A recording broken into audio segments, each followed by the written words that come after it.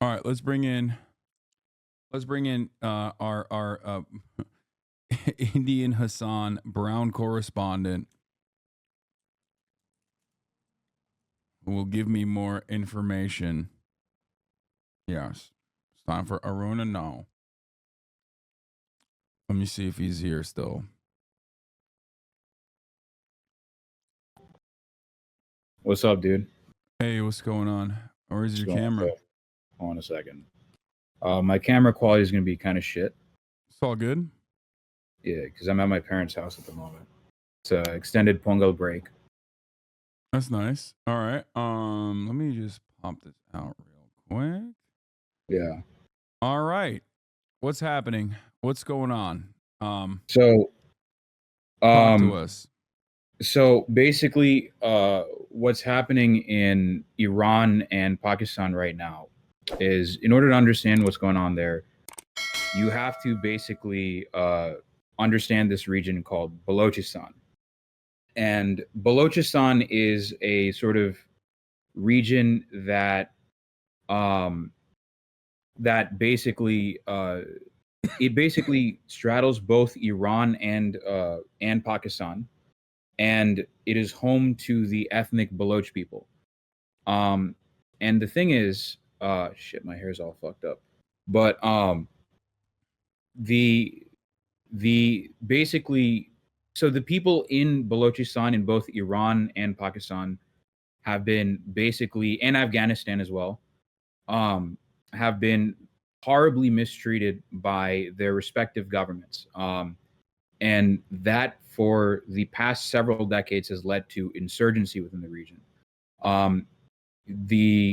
One of the groups that, so what started the Pakistan attacks in Iran was that Iran struck Pakistan in the Balochistan region, and the claim is that from the Iranian side is that the people that they attacked were members of Jaish al-Adli, who is the successor militant group to Jandala.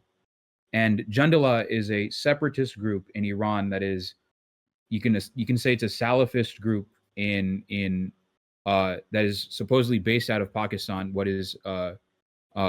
They're claiming they're based out of Pakistan, but they're most active in the Sistan and Balochistan province in Iran.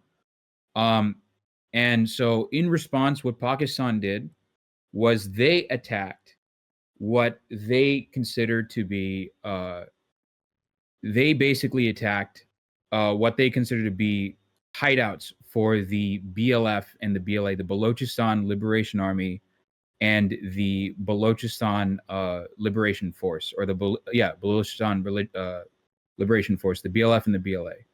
So the real players in here, so a lot of people are very tempted to think of it as like, is this an Iran versus Iran versus Pakistan thing?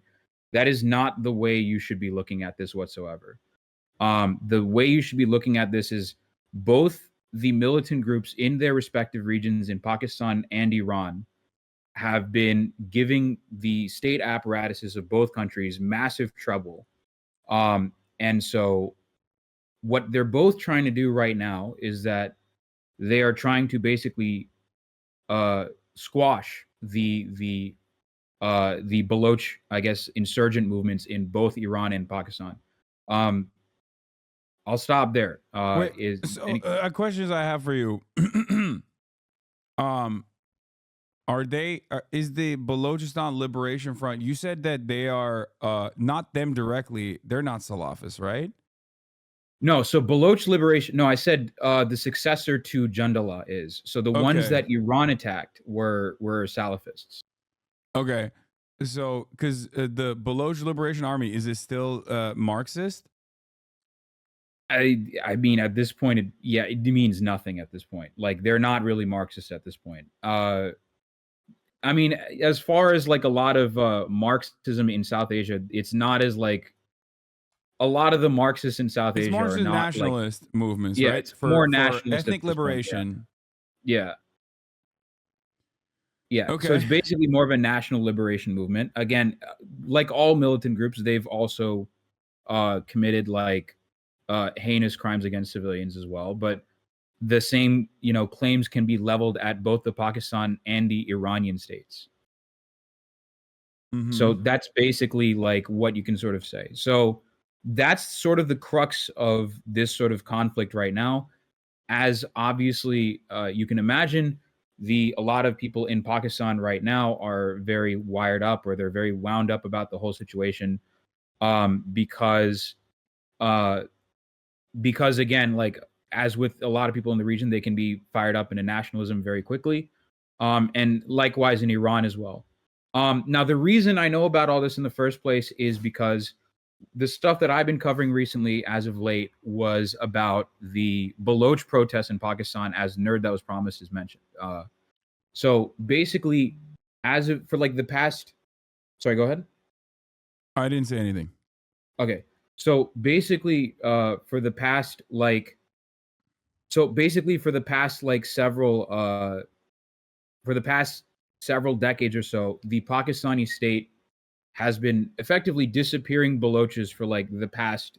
They've been disappearing Balochs, basically accusing them of, terrorism. The sort of the standard talking points that you would hear. They are terrorists because they're supposedly affiliated with the BLF. They are BLA, so on and so forth, right? And so they have been disappeared. As one As does. one does.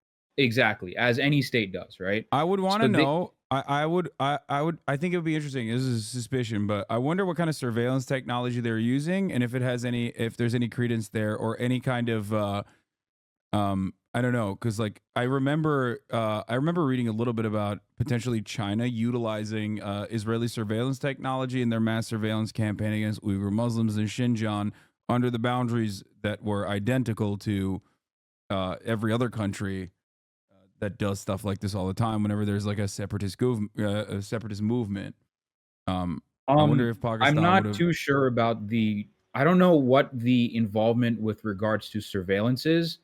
A lot of the disappearances isn't like the surveillance state in Pakistan is not as sophisticated as what you would find in Xinjiang, not by a long shot. What you're basically just like what you're seeing is like it's been happening for decades at this point. This is not a new thing, right? And this has largely led to what the Baloch have basically termed a Baloch genocide. There's been a systematic erasure. So Jaish al-Adli is the Sunni Salafist group that is also a secessionist group in Iran that Iran claims to have attacked in Pakistan. So here's a question then. These aren't joint operations, obviously, but is that the major point of contention here? Like, why is Pakistan upset if they themselves are also clearing out any kind of Balochist separatist movements in their own borders? It's a mix of two reasons. So, and this is just me speculating at the moment. So the thing is, what has actually happened is Iran, when they attacked Pakistan, actually did kill civilians. So understandably, Pakistanis are very up in arms about that, because when obviously when you attack civilians as another state, you're obviously the citizens are going to be very pissed off, understandably so. For sure.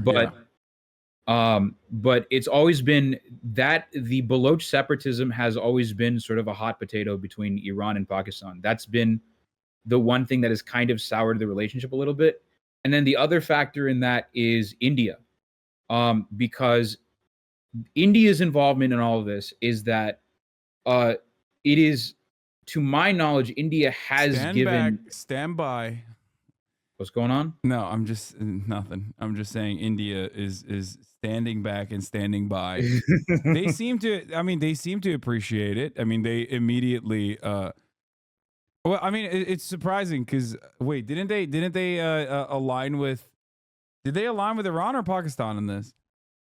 India's more in line with Iran. Yeah, which is because again, that's right.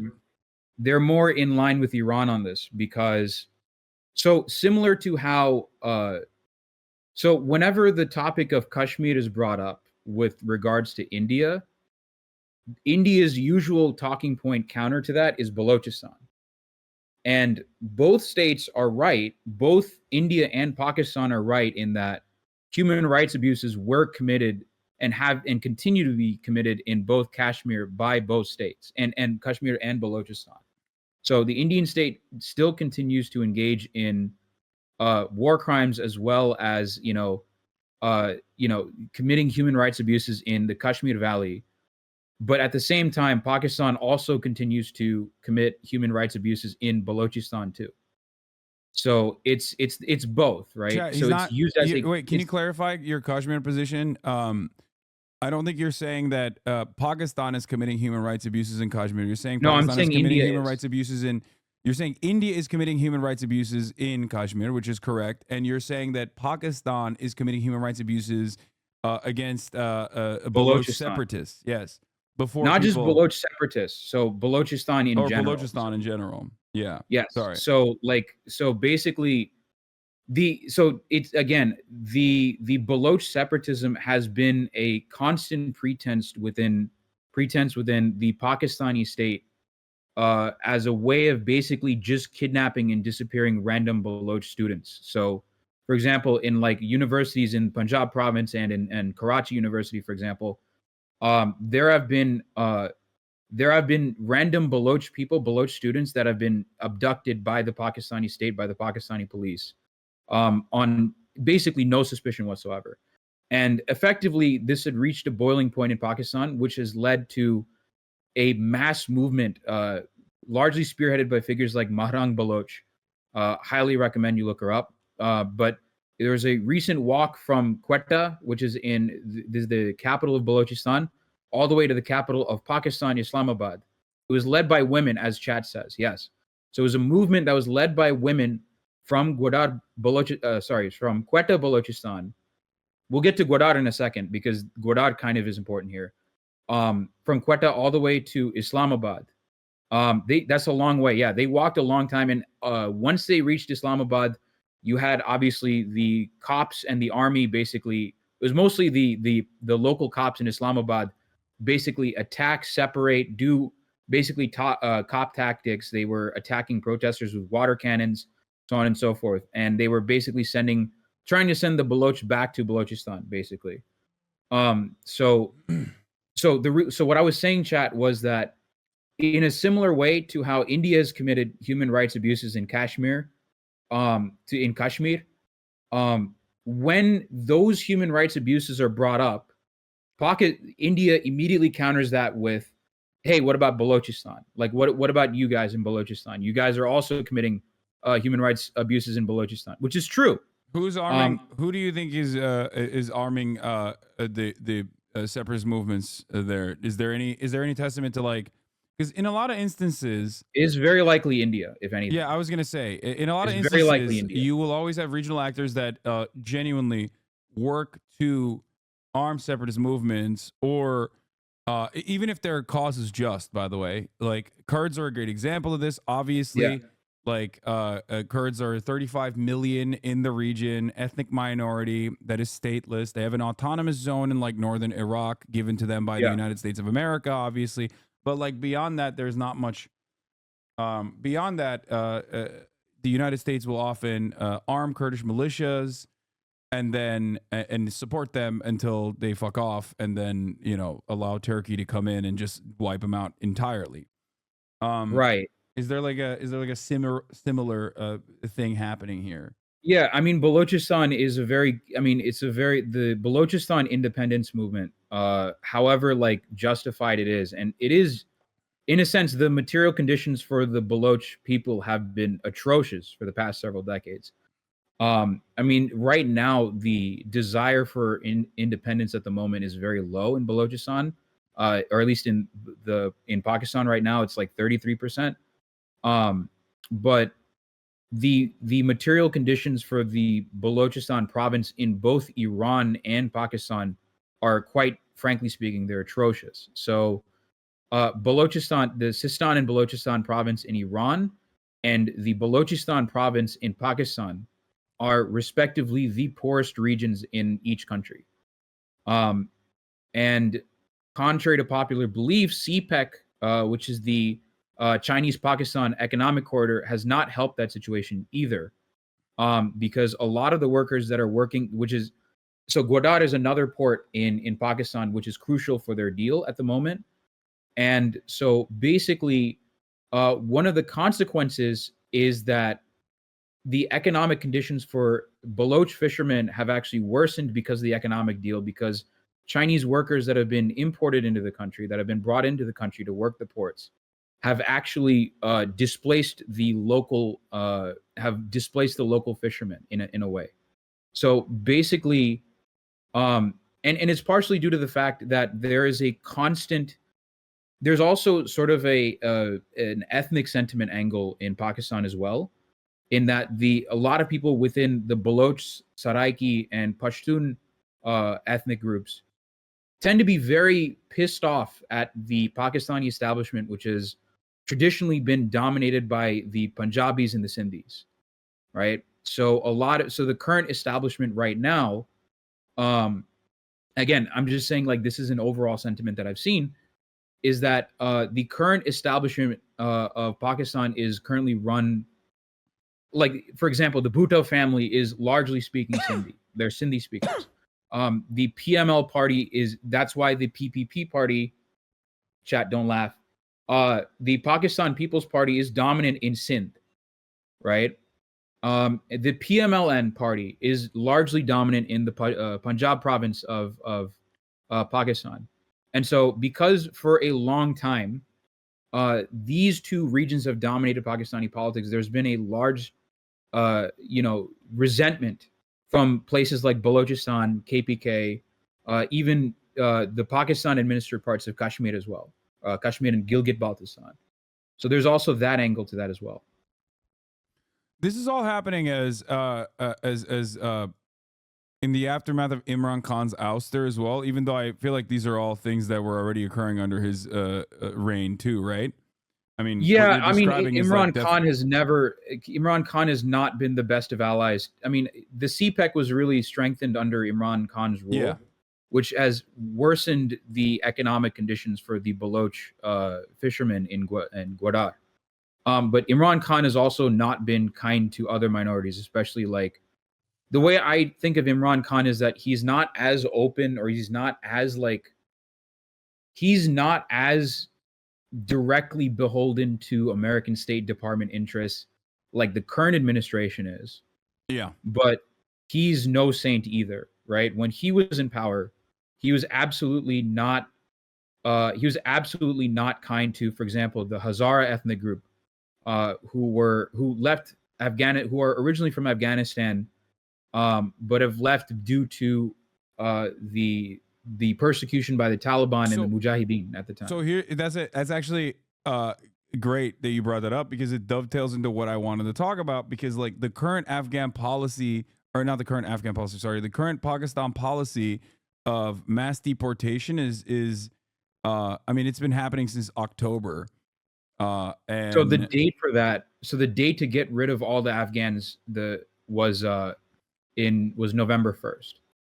So the date to deport all of them has already been passed.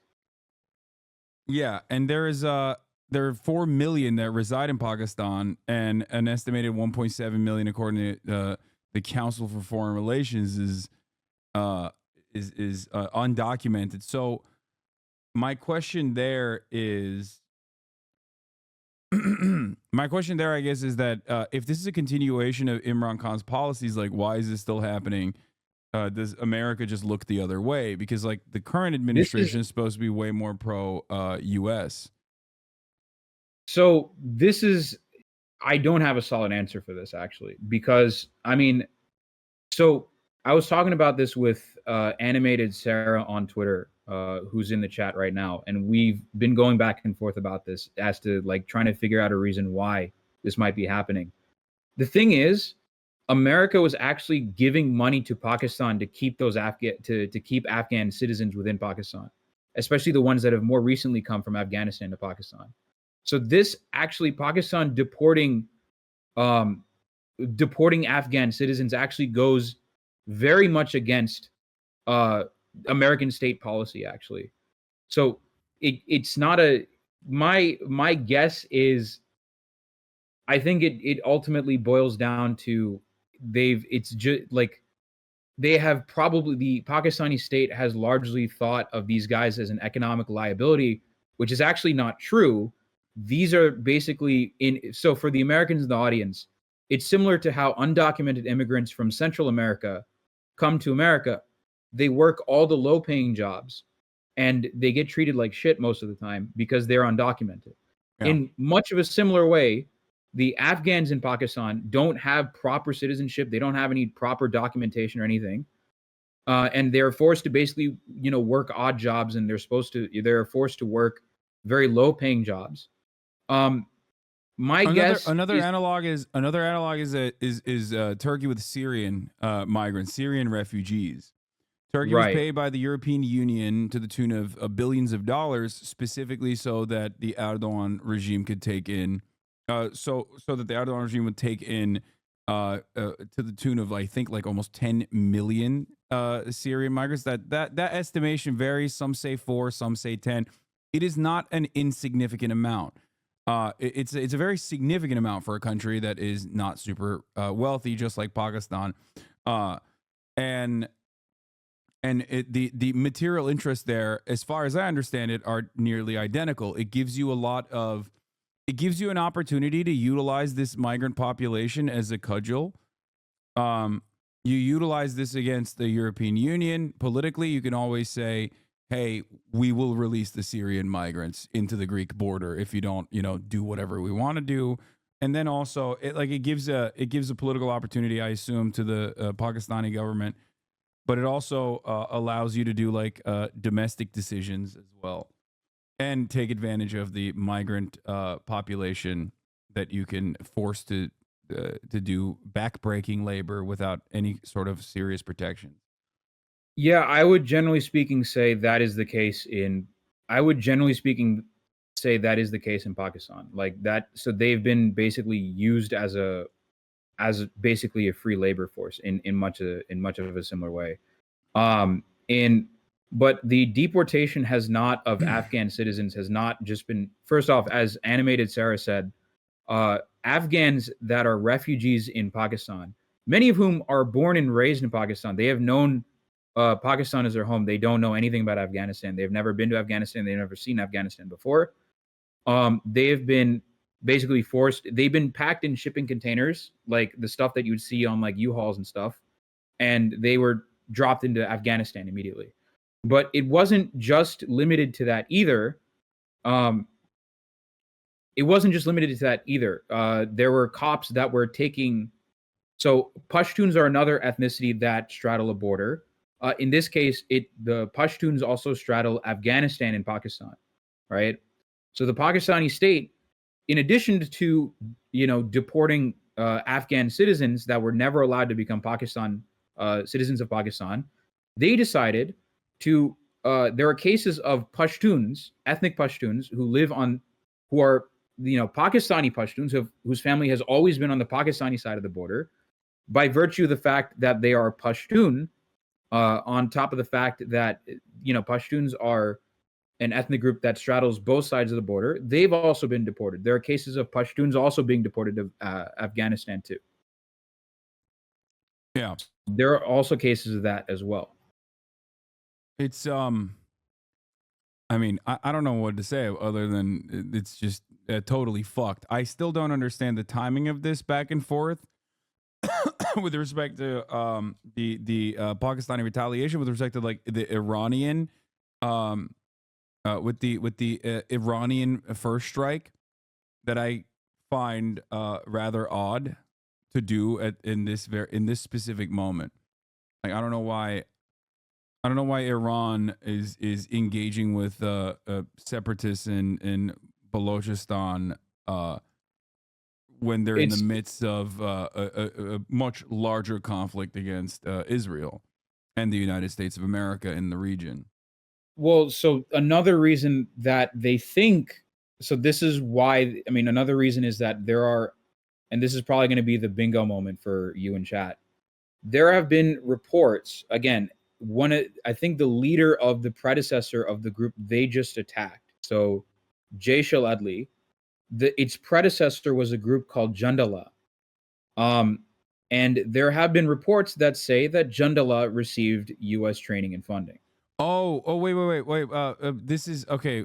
Can you confirm this? Iran's claim is that Jaish al-Dawl am I saying that right? Or Worked with al-Adl? ISIS-K and Mossad to help with the attack in Kerman. It was related Yeah. to the Iranian missile strikes in Iraq and Syria. Yeah. Very likely, yes. They view so yes. The Iran's claim is that Jaish al-Adli and his predecessor Jundallah are more aligned with the United States, basically. So that's why. That's another reason why Iran might be attacking these guys at this moment. Okay. And instead of working, I mean, I guess the thing I still don't understand is like why there's no cooperation within Pakistan and Iran in order to deal with potentially ISIS-K aligned Salafist militias that I suspect Pakistan itself would not be super fond of, unless this is, I assume, I don't want to make any assertions here, but I unless I assume that the American State Department is giving Pakistan leeway in dealing with Afghan refugees inside of its borders, specifically so that they can win a curry favor within in the upcoming election, curry favor within the population that is like very angry about plenty of people, as far as I understand, are very angry about Imran Khan's ouster. Yes. And also looking the other way on the reality that everyone from his party are also being like arrested. It's mass suppression. It's like anti-democratic. These are things that America would usually use as just cause to immediately implement sanctions, immediately do like widespread condemnation. The American State Department has been suspiciously quiet on that kind of thing. And maybe they're quiet on that kind of thing because the current Pakistani regime is cooperative with the American State Department interests in opening up a new front, or rather moving the attention away from Gaza. I would say that is a bandwidth. possibility. I would say that's a possibility. Nothing is confirmed quite yet. I would chalk that up to speculation at the moment. But again, I wouldn't put it past the current bilateral relations between America and Pakistan. I would not if that was the conclusion, if that was the correct conclusion, I would not be surprised by that, basically. Okay. In a sense, it's kind of like what Nerd is saying. Pakistan is significantly more loyal to the U.S. than to Iran in that case.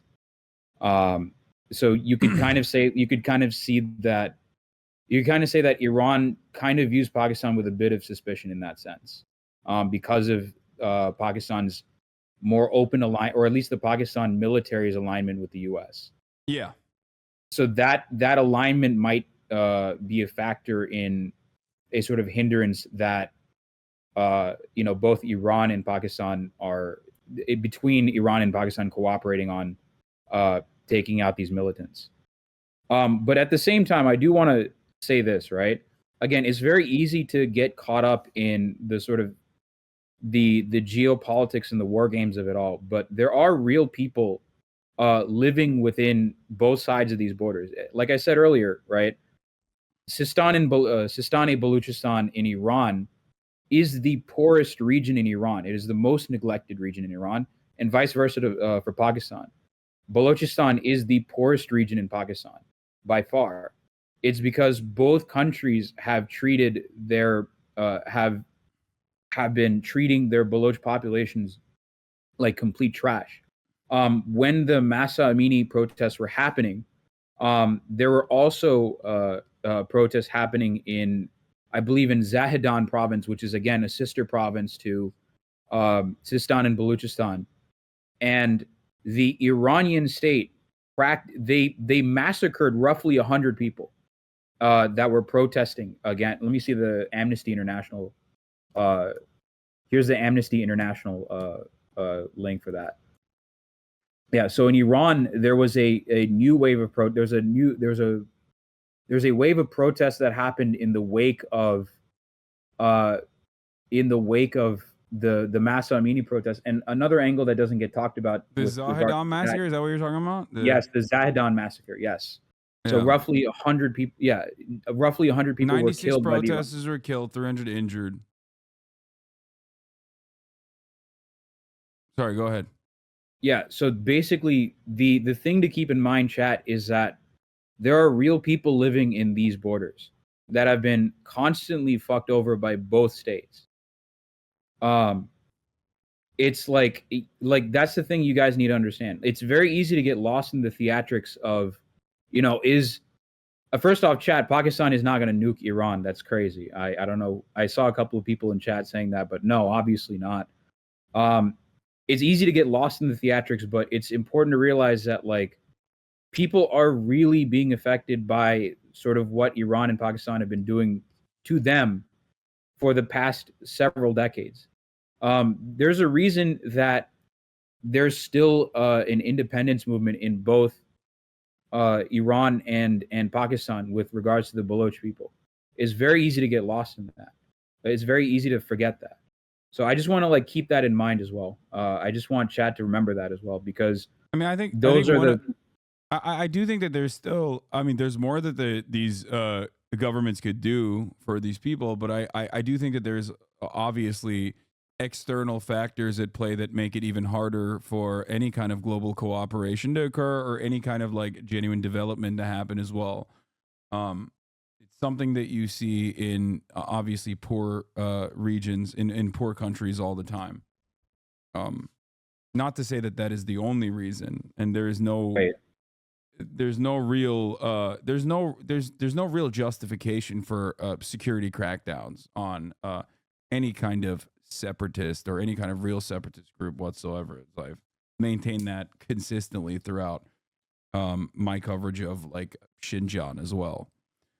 No matter how reactionary people might my get. take is that there are going to be militant groups that are going to necessarily align with. I think obviously the fact that the BLF and the BLA are, they've received training from India. Again, allegedly, right? But I think that says more to their current political condition, that they have to a lot of people have been tired of the lack of due process in Iran and Pakistan locally, which is why they're reaching out to India, for example, for help in that regard. And this happens all the time for militant groups across the world. That's always been sort of my take on that. What are the BLF and the BLA? So BLF are the Balochistan Liberation Force. BLA are the Balochistan Liberation Army. Yeah. Also, it's Bangladesh. It's by not the way, Bangladesh. not dissimilar to Israel offering healthcare to Al Nusra. Yep. As it was for the brief moments in time where they overtook certain parts of Golan Heights. India, as far as I understand, according to the Hindu.com, gave BLA commanders medical treatment in India's hospitals, often under disguise or with a fake identity. Yes. So there's definitely this is not the first time India has trained rebel groups. Just for the record, they've also trained the LTTE in Sri Lanka. This is not remotely the first time they've engaged in this behavior. India has also trained the Liberation Tigers of Tamil Eelam, or the Tamil Tigers as well. Again, that's another story for later, because they've trained the Tamil Tigers as well. So this is militant groups seeking aid or seeking arms from India is not a new thing in India's history whatsoever. Yeah. All right. Well, thank you for before we go. I have to hold you accountable for a couple of things. It is all right. Let's hear it. Okay. First off, it's Bangladesh. It's not Bangladesh. I know. Bangladesh. Yeah. Okay. You can say it in Turkish, brother. You can say it in literally. You can literally say it in Turkish and get away with it. Bangladesh. No, it's not Bangladesh. It's Bangladesh. Bangladesh. Bingo. Yes, you got it. There we go. There you go. Okay. I promised my I Bangladesh. promised my I promised my Bengali chatters that I would hold you accountable for that. So Okay. I apologize to the Bengali chatters for saying it it's okay wrong. because my entire chat is Bengali, so that's It's why. okay. Fair. All right. What else? Yeah. Other than that, I don't know what else. There's other shit that I need to. You're gonna say and the chat was saying you said it wrong when you were right. Yeah. Okay. The other thing was probably that I shit on anarchists too much. So now the anarchist memes have seeped into your community when you make arguments. Is that what you're gonna say? I saw you No, I tweeted wasn't gonna something say about that at all. It was more like, yeah, no, I mean, it's like not the biggest deal in the world, but like, yeah, I do have like I have dumbasses that come into my chat that are like that take the meme like super to heart. Like they don't realize that you're joking, and they're like they come into my chat and they're like, wait, what do you mean? Like, wait, people believe this shit? And it's like it's just a little bit annoying to have to deal with this shit over and over again. That's all.